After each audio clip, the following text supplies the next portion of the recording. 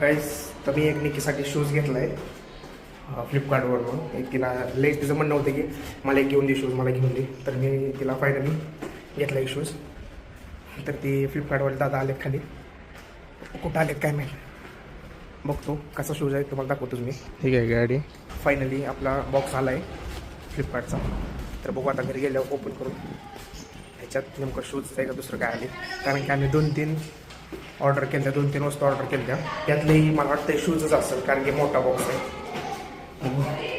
पाहिलं पडते सगळ्यांना. निकिता आता लई खुश होणार कारण की मी तिच्यासाठी एकदम शूज मागवलेला आहे. तिला आवडेल का नाही माहीत नाही कारण की माझी पसंत आहे. ताईला दाखवू पहिला शूज.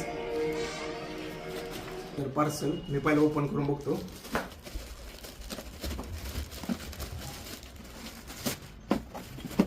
शूज आहे, शूज